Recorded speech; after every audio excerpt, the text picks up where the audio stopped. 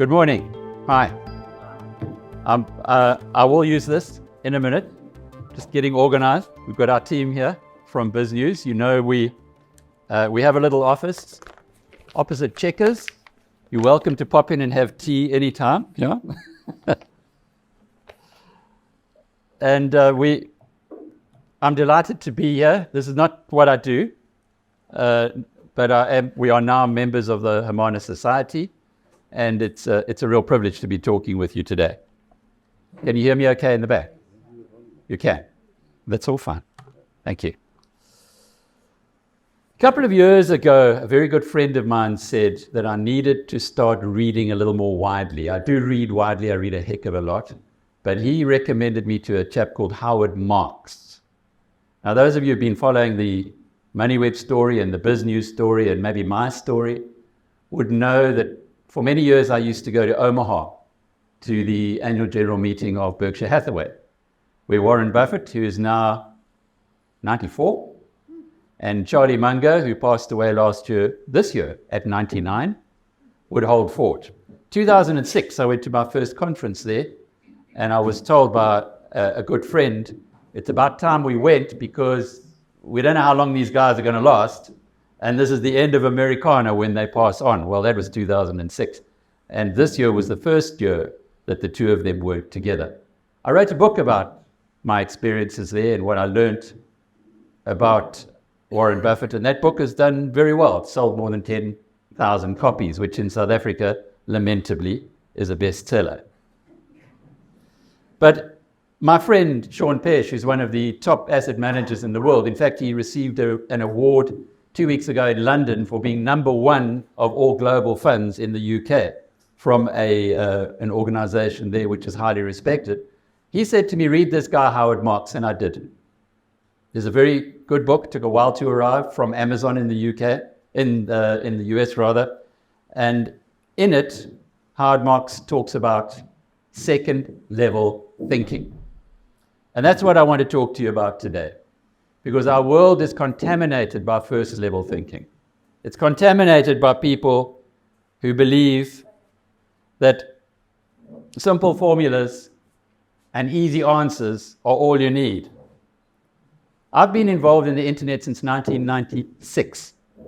I left various positions that I had within the media industry, Sunday Times, Star, Finance Week, SABC, for a period. Spent a little time in corporate.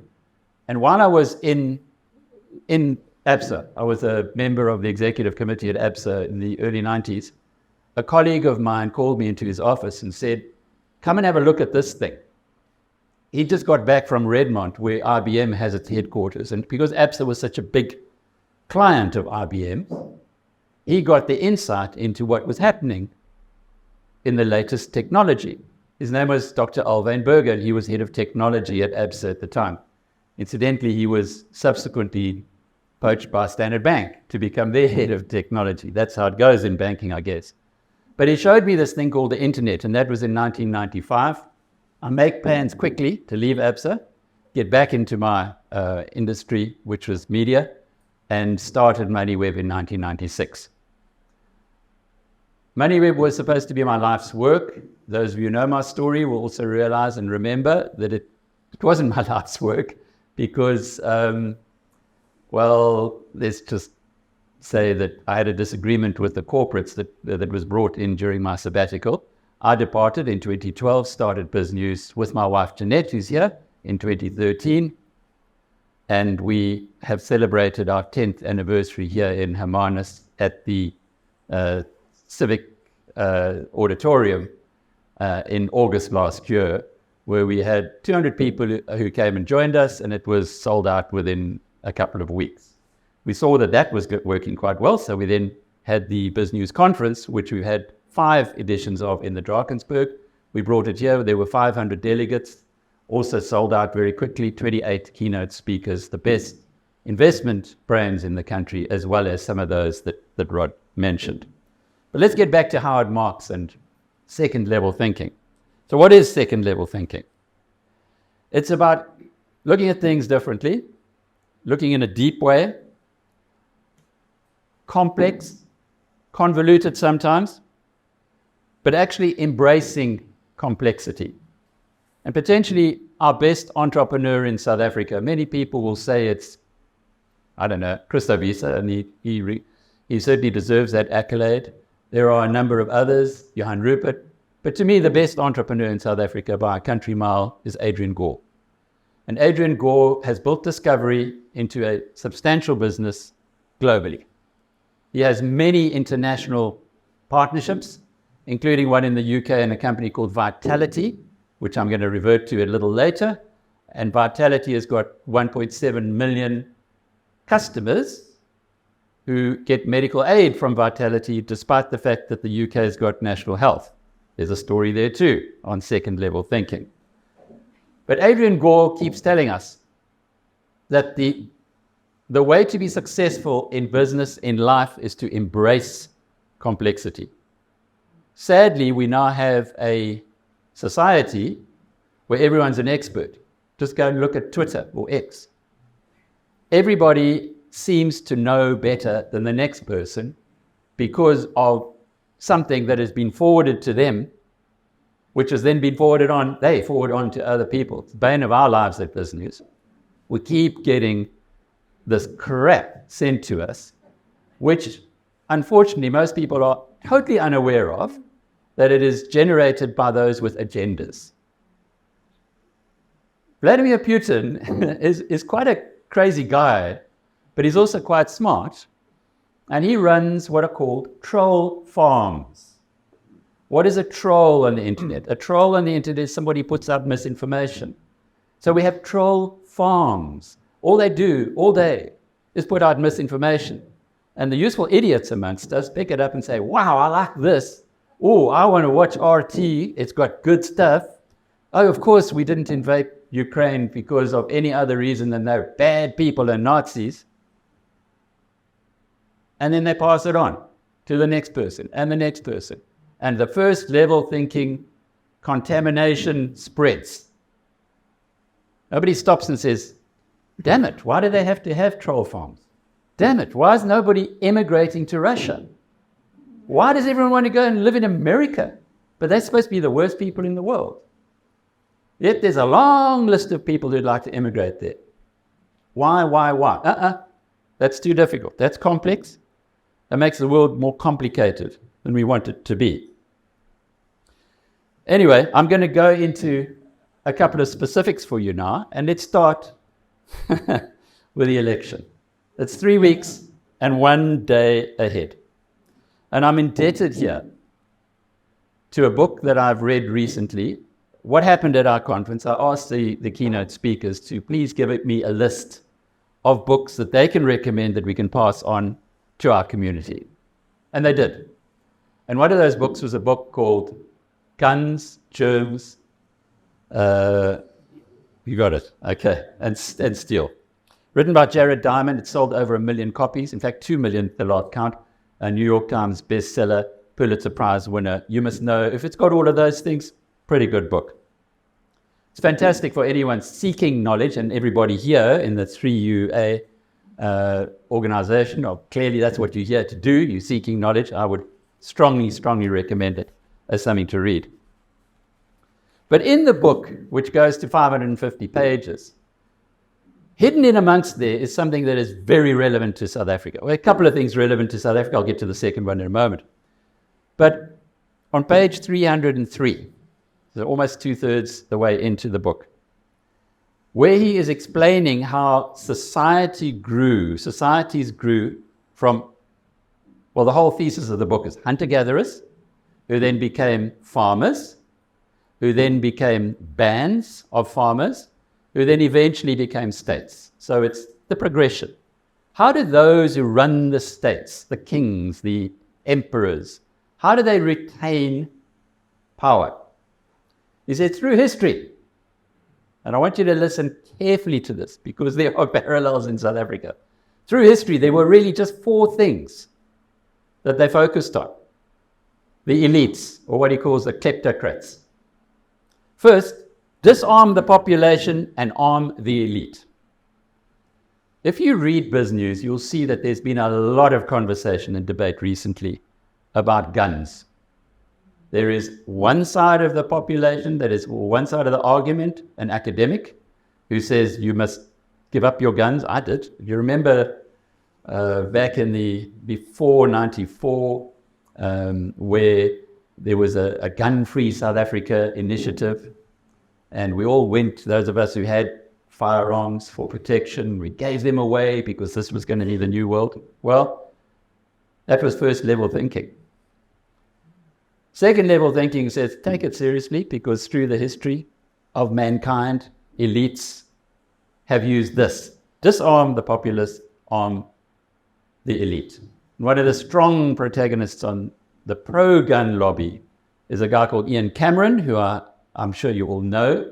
He was one of the bravest people I know, and who's actually going to Parliament this year. He's very high up on the DA's provincial list, and will be hopefully taking on Cele in Parliament after May the 29th.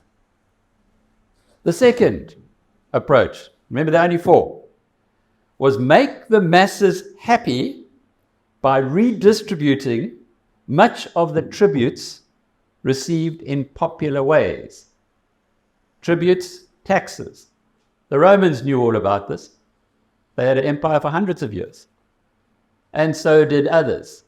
Well, our guys just used social grants, of which 19 million South Africans received them. Remember the COVID grant. The COVID grant went to millions more South Africans, and it was supposed to be for COVID, for the difficult times in COVID. Well, we all know what's happened there, or do we? It is continuing. The COVID grant has not been phased out as the temporary thing it should have been. Why? Well, look at what Diamond tells us about the way that kleptocrats and elites retain power. The third one, he says, use the monopoly of force to promote happiness by maintaining public order and curbing violence. Now, you've got to think back here 13,000 years to when all of this began. And in all of that time, all of the societies that managed to retain power, the elites who retain power, they used their monopoly on force. Because what is a state? A state is an organization that has a monopoly on force. And the fourth one, oh, by the way, the obvious issue is, well, Becky Cele is keeping his job, even though he's doing a terrible job. Why? Because of the monopoly on force.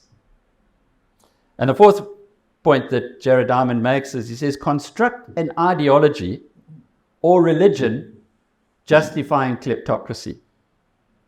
Well, we have BEE. And if you wonder whether BEE is not the action of a kleptocrat, just have a look what's happening to estate agents right now.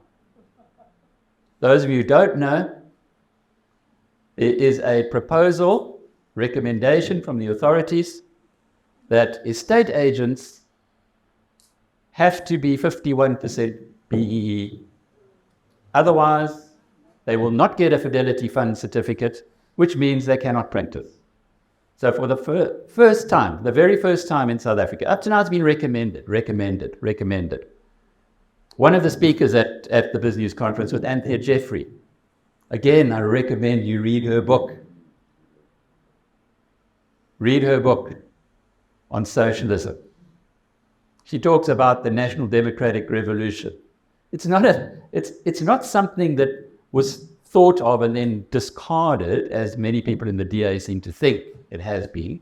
It is the core of ANC policy, the National Democratic Revolution. Turn us into Cuba. It sounds like I'm becoming a politician, but my goodness, there are so many smart people in our country who have written so many good things, but with first level thinking, we never discover that. We never think that further. And you guys in this room, you've got people who look up to you, your children, your grandchildren, and they say, Grandpa, should I stay in South Africa now that I've got my social science degree or my computer science degree? And you say, no, it's a terrible place. Go and make England richer, or go and make America richer. Whereas instead, you should be looking, I think, at your responsibility of changing this society. Society only gets changed by the people who apply second-level thinking. Never, ever first-level thinking. So there we go. You got your 4 criteria. If you look at everything in a different light now, you might say, oh, okay, it isn't the conspiracy theorists. This is the way that elites and kleptocrats have worked for thousands of years. And there's not a heck of a lot different going on in our country. I want to just take you to national health insurance as again, using second-level thinking. First-level thinking. Of course, we all want to have everybody in the country to have the best possible health and to have the best possible care. Of course we do. It is the easiest thing in the world to sell to a population. But we in South Africa now have legislated. It won't come into force because constitutionally they're going to really struggle and they'll be caught up in courts for many, many years, one hopes. But we've legislated something that the Premier of Gauteng can go and talk to a group like this and say to the people in the audience, on the 30th of May, you can go to any hospital in the country. You can get any healthcare you like, and the government will pay. Now, you doubt that? Well, it was recorded, and Musi Maimane, who was another of our speakers at our conference, distributed that on his line. And it was Lessufi talking himself. So there we go. Nice election ploy. But just consider for a minute national health insurance. Many of the South African exiles spent time in the UK. And they really love the NHI of the UK. And there's a lot to like about it. But now apply second-level thinking to that. The NHI in the UK costs the country £230 billion a year. Okay, £230 billion a year. That works out to 5.3 trillion rand. All the taxes that were received by the government last year, all the taxes, every cent, was 1.7 trillion rand. So we now want national health insurance like the UK has. And by the way, the Brits, okay, maybe they just do complain, as part of their lifestyle, but the Brits say it's not good enough. Here in South Africa, we would have to take every cent of tax that was spent last year, treble it, and then we would get to the level of national health insurance in the UK. But then you take it one step further. So in other words, that means it's 300% of South Africa's total tax take. In the UK, 20% of their national budget is spent on national health insurance. 20%. It's a lot, but it's only 20% relative to 300%. So you stop and you think and you ask yourself, okay, well, costs are lower in South Africa, second level thinking. We can get away with less than they spend in the UK. Okay, because costs are lower. True. But the minute you have somebody working for the state anywhere in the world, they will look at another state employer as an alternative. And if you are a doctor working in South Africa for the state, why would you work here for a fraction of the income that you could get working, doing the same job in the UK, for instance, or France, or other countries that are similarly positioned? So second level thinking. NHI, what is it? It's a lovely election ploy, as is the BEE for estate agents, but there's a lot of belief behind it within the kleptocrats who run this country. And you look at me and say, hey, but I'm ANC, man. I've always voted for the ANC. What you calling them kleptocrats? I have two words for you: Zondo Commission. Please read those. There's just so much information that is available. We are a democracy. We have got freedom of information. But if we don't read it and we don't inform ourselves, well, then we deserve, I guess, not to. Or we deserve to be acted upon, not to act upon. I want to go back to Jared Diamond now, because another big story on the political front is the Western Cape. you've heard, and maybe some of you are even supporters of Cape independence. So where does this all come from? We had a guy actually at our conference, Phil Craig, who made, I thought, a compelling argument for Cape independence. His whole idea was very simple. He says, if you can take the national government and the people who run the national government and the parties who run the national government, and then you take the Western Cape, and those parties who decide on your laws are a tiny minority in the Western Cape. So why should the Western Cape be run along the same lines as people who actually do not have the support of the people in this area? So let's vote on it. That's all he says. Let's vote on it and make a decision. Now, I'm not one way or the other, but I do want to just share with you this very interesting fact from Jared Diamond's book. So remember, it's all about the last 13,000 years of humanity and how humanity went from being hunter-gatherers to having societies where they grew food. And interestingly enough, it all happened simultaneously, he writes. And by the way, you know, who's Jared Diamond? Where's he getting his information from? Archaeologists and more recently linguists. Because what linguists are able to do is have a look at how languages have developed. And in that way, they can see when certain products or certain issues came into a language. For instance, just use camel as an example. If there were they're all termed as whites, by the way, the Eurasians, from China all the way through to Europe and in Africa north of the Sahara. If those people then traded camels with what we know as, it's called the Niger-Congo group, or the blacks in the terminology of humanity, then if it arrived later, if the camels arrived later, they would use the same word that the people in the north had been using all that time. So you can work it through in language. So you've got archaeology, which we all know about in this country, and this area is very rich in it. And then you have linguistics. And through that, you can join the dots, and he's done it. So what happened here in Africa is very interesting. Around the time of Christ, the Bantu had already moved from a little area between Cameroon and Nigeria down through Africa. They subsumed the Pygmies, who were one of the six. There were six major streams of humanity. Aboriginal Australians were the only ones not present in Africa. The Asians, incidentally, from Borneo, had colonized Madagascar. I think of that as a human feat. Jared Diamond says it was the greatest migration in history, and no one seems to know about it. But the Borneo people had somehow gotten from Borneo to Madagascar 2,000 years ago. It's an extraordinary book. It's well worth reading it.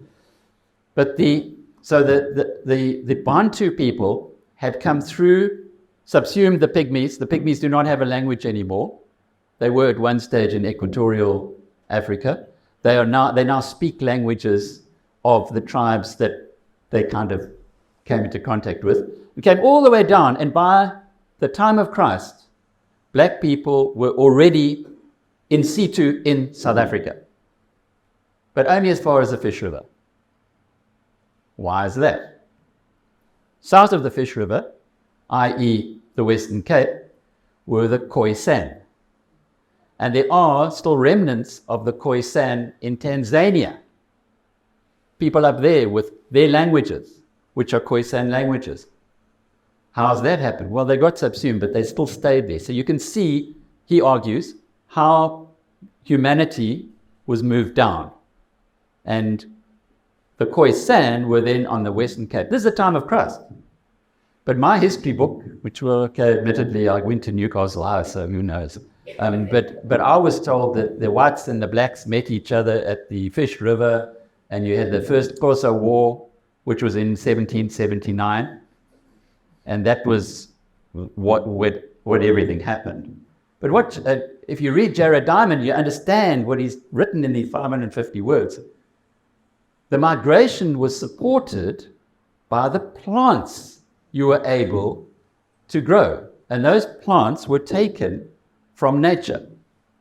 So of all the areas, the 6 areas around the world where agriculture began, the most productive of all of them was what is called the Fertile Valley, which is the Tigris and Euphrates River. And in the Fertile Valley, the Fertile Crescent, in the Fertile Crescent was the first production of wheat, barley, beans, peas, and grapes. In West Africa, the production there was of sorghum and millet, pearl millet. And so you could migrate with your animals, your domesticated animals. That's a whole other story as well, but you could migrate if you could plant. And then you migrated at the rate of 0.7 miles a year. Okay, so this didn't happen. People didn't just up sticks and say, hey, we're going east, and then land somewhere else. They migrated slowly as populations grew and as you had more food to feed the population and so on. So here we've got the guys who come from West Africa who are producing sorghum and millet, which doesn't grow in the Western Cape. So they stopped at the Fish River because these are not Mediterranean crops. And you can't just find a new crop to grow from nowhere in an area which has a different climatic approach. So what happened was then the Europeans came to the Western Cape and they brought with them the Mediterranean crops from the Fertile Crescent.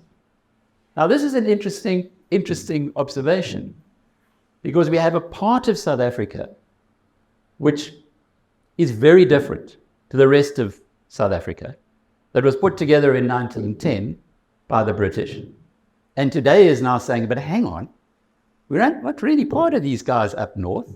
Don't really love socialism in the way they do. We're a bit pissed off with social grants.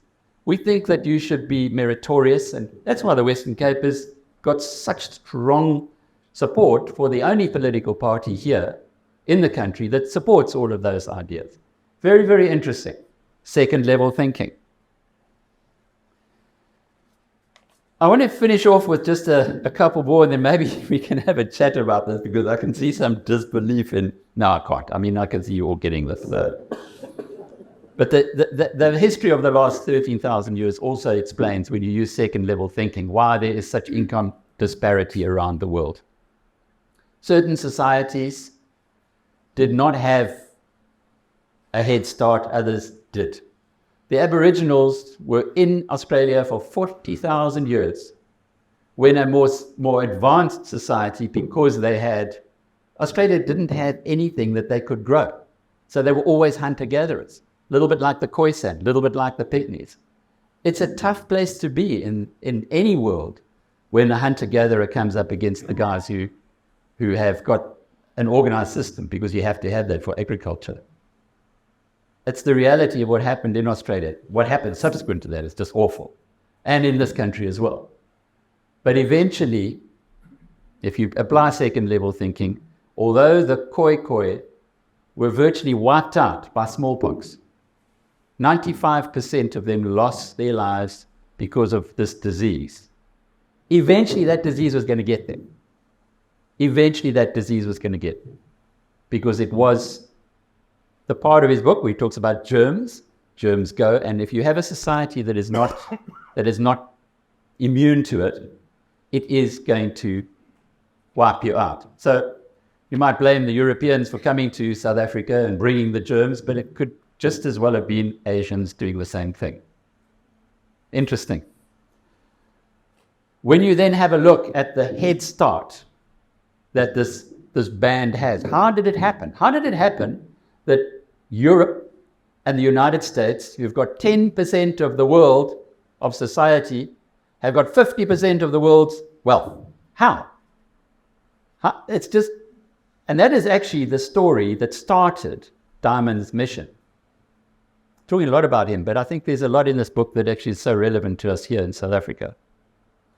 Well, the reason there, he explains, is it's much, much easier to go west to east than it is north to south when you're a farmer, when you're an agriculturalist, because the difference in the climate is so much less when you're moving across.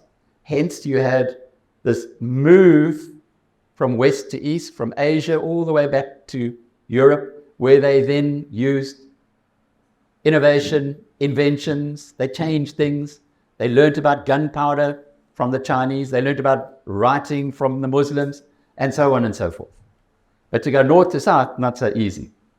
And when you have a look at the world, you will see that the difference is the concentration of wealth is from those societies. And then you take it one step further and you look at governance systems in the most recent time. For most of history, China has been by far the richest nation on earth.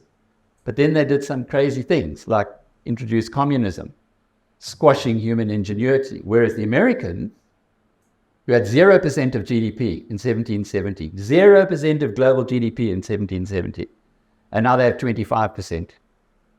Why? Well, they brought in a system to promote human ingenuity, unlock the potential that exists in each one of us as human beings. It's there, we can all use it, but sometimes the kleptocrats don't want us to use it. The kleptocrats want us to operate differently on those 4 principles I spoke about before. There's a wonderful story on second level thinking on BizNews this morning, written by R.W. Johnson, who's an Oxford Don. People really understand the caliber of the status of this man. He taught a great number of the people who have dominated British politics. He was an anti-apartheid activist who went to the UK on a Rhodes Scholarship a week before the 2 pals that he had with him were arrested, so he would have been arrested as well. He then stayed in England because he wasn't welcome in his home, back in South Africa. He'd come here from England as a young boy. And he then became an Oxford professor for more than a quarter of a century. In 1994, when things changed, he came back home.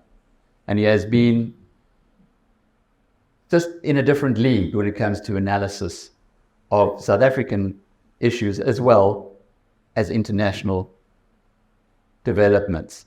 I love it when RW sends us a piece for publication. My accountant doesn't love it because obviously doesn't come cheap, but I can assure you that everything that we get from R.W. Johnson is just a joy to read such incredible insights. And his latest piece that he has today, he talks a little bit about Brexit. And you might recall that when Brexit happened in 2016, we all said, because what? This wasn't supposed to happen. It's a bit like a Trump getting elected in America. Brexit wasn't supposed to happen. Well, RW argues that it always was going to happen because in 1973, when Britain went into the European Union, it was under the impression that it was going to create a troika, Britain, France, Germany, and that Britain and France would offset Germany, and then they would actually be well balanced, they'd have proper defense, proper technology, etc. It says, but unfortunately, the Brits found out very quickly that that wasn't the way the French and the Germans wanted to do things, and that they always went off in a huddle, the French and the Germans. So eventually, the British started complaining, something, of course, that they're not very good at. And as a consequence of that, the seeds were sown. In 2016, they left. It's a disaster on so many levels. But right now, it's a huge disaster because you've got a guy over the border, a very well personification of a kleptocrat who's been in power for, going on for 30 years now. And that guy over the border says, let me test these chaps. Let me invade Ukraine. Let me just kill, I don't know how many people he's killing, but whatever, that's all happening. So Europe's panicking, and Europe's saying, oh, we used to get all our energy from these guys. Can't do that anymore. Oh, what are we going to do about defense? Germany today, this morning, announced that it has promised the Baltic states that if Putin invades, it will defend him. Isn't that interesting? So suddenly you've got a defenseless Europe that's now having to start making plans to have its own defense. I remember having a lunch with Alec Hogg. Does anyone remember that guy? Alec Hogg. And at the time, we were in the euphoria, the Mandela era. And he was arguing very strongly for not cutting arms spending. And I remember saying to him, Minister, I think we used to call him, or Minister, we used to call him in those days. Why? We got no enemies. He said, no state should be defenseless. No state should put itself in a position where somebody else could invade and take advantage. And the Ukrainians did that themselves. They gave up their nuclear weapons. Remember, they were the third biggest nuclear weapon armory in the world. They gave them up because they were promised by the West and the Russians that if anybody invaded them, they would be defended by the West and the Russians. Oh yeah. Nice that one turned out. Anyway, second level thinking. When you look back on that, you shake your head. But, you're going to find any number of guys who've sucked in the stuff from the troll factories telling you why Putin's a good guy. 30 years of one man, one party, strongman rule, really good. And we have a guy in South Africa with at least 10% of the vote telling us that we are Putin and Putin is us. We do know that the Russians are interfering in our election. We know that for sure. Interesting. What happens over there? You remember there's that lovely saying that when a butterfly flutters its wings in the Amazon, there can be a tornado in Australia. Those are issues that second level thinking will at least help you to understand. You can't change it. God grant me the serenity to accept the things I cannot change, the courage to change the things I can. Second level thinking puts you on that planet. And finally, unemployment in South Africa. This is one of my favorite topics. The United States had its Great Depression. We still read about it today. At the time of the Great Depression in 1933, the worst possible time for the Americans, where there were soup kitchens, there were people dying of starvation. The unemployment rate was 24.9%. Just hold that one side. South Africa's unemployment rate officially today is 32.1%. But we have no soup kitchens. Well, we've got some churches who are helping the poor. We have no people dying for sure of poverty. We have no revolutions. Why? Well, I like what G.G. Alcock says. G.G. Alcock is a guy who grew up in a mud hut in Masinga. How did he start life as a mud hut in a mud hut in Masinga? Well, his father, who was a well-qualified medical doctor, who came from a family of farmers, gave up their farm in the Drakensberg area because he was an activist. He really, really believed that South Africa needed changing. We're talking now about the 60s. And so he broke with all of that. He and his wife went to the poorest area they could find, Masinga, which is populated by the Zulus who fought with the British at Isandlwana. So you must know, if you fight with the British at Isandlwana, you are going to be punished when the Zulus come back into power, for obvious reasons. By the way, the Zulus won at Isandlwana. So that's Nsika. They said no, but they're not really accepted, and they don't get much help. But Dr. Hogg decided he would go and live there. And he brought up Gigi and his brother in a house with no running water, no electricity, but lots and lots of books. Lots and lots of books. So Gigi grew up as a white Zulu, and he's written some beautiful books about his experience, third world child, that when he then, and very, very much of a capitalist. When he then came to the city, he stayed at Johnny Clegg in the hostels because that was people. And slowly but surely, he started holding a name for himself as somebody who actually understood what is going on in the informal environment. And when he talks to you, he's coming with us to London. We're actually doing a conference in London on Wednesday. When he talks, GT gives you a very fresh perspective, a second level thinking perspective on South Africa. Not this 32.1% unemployment rate, which is, well, a quarter higher again from the highest unemployment rate that we've seen in history. By the way, it's not just us who be told this, but when you Google who has the highest unemployment in the world, it will come up as South Africa number one. And you know that we're the nation of Djibouti. And in fact, like 6 percentage points higher than the West Bank and Gaza. But GT will say to you, but it is an economy that you guys don't even know exists. There's a thing called backrooms. What does a backroom sound? Sounds like many of you, when you had, I could go on and talk about things like, minimum wages and what that's done to the society. But when you had a backroom where you had somebody, a helper, you used to call it a maid, but they're helping, a tire. That's what the immediate thought is amongst people from a different area. But when you go to it at the backrooms, they have that stuck with them. These are little factors that are being born there with Wi-Fi, air conditioning, little kitchen, small, but rented out by the owner of the house. And some of these people are mobiles.